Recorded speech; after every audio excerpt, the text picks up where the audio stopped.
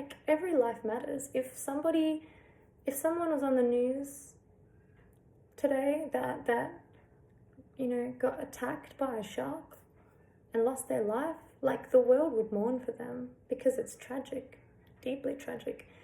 If anything happened to anyone that was visible, or people can actually like relate to, they can see it, people they're moved by it. But when somebody in chronic pain, severe pain, is living in torment, in hell every single day, considering their life, I mean, I've had moments where I've genuinely not feared death. I would fantasize at times that it would be convenient, almost like fantasize that something would happen to me, that I'd be in an accident, that the plane I'm on as a travel to the Netherlands, like it will crash. Like literally, these are legitimate things that had gone through my head, and this, in some of my darkest times. And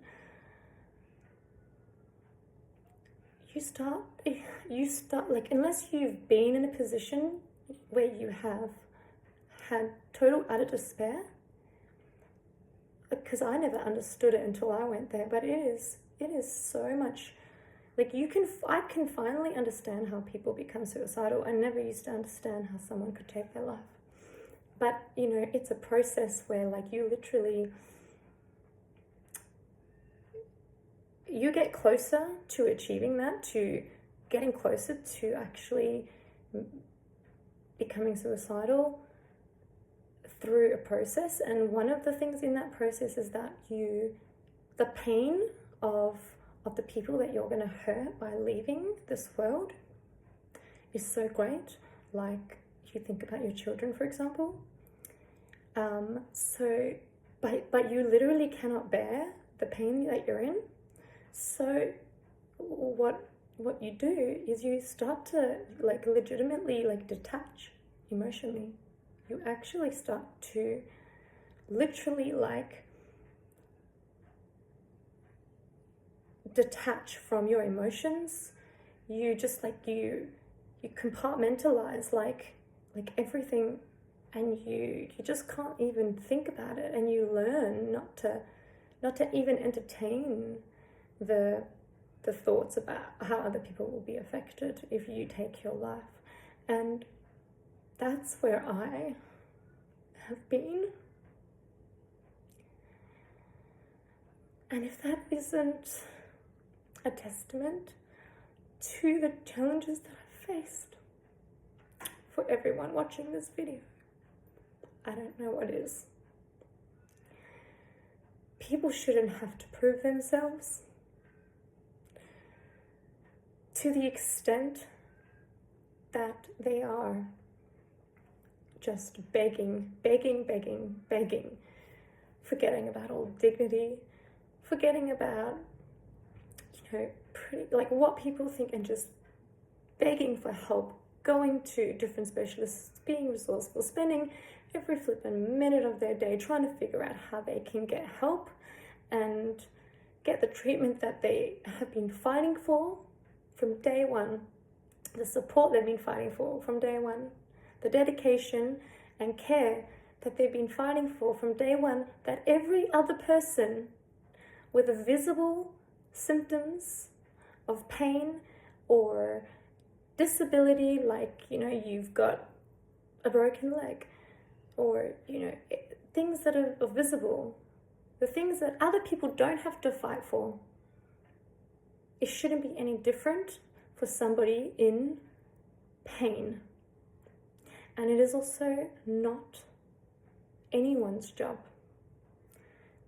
to determine the level of pain someone is in. The person in pain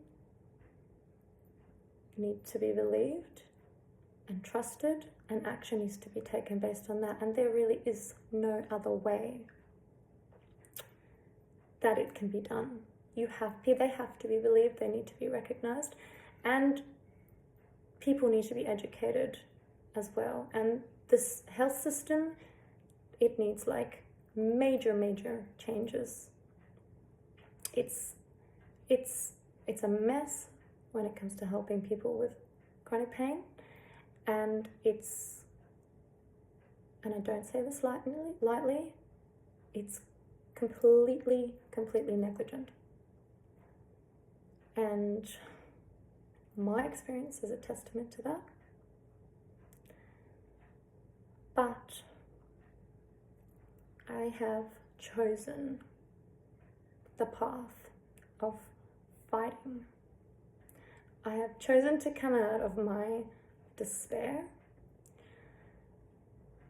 and to have hope. And now my hope lies in advocating and making greater change, putting my voice out there for people to hear, and putting myself in a vulnerable position like this, and hopefully make a change. That's it for now. But there will be more. There'll be more to come, because this is just the beginning, and the fight isn't going to be easy. I know that. But I do hope it will have an impact. Thank you for listening. For those who are still with me,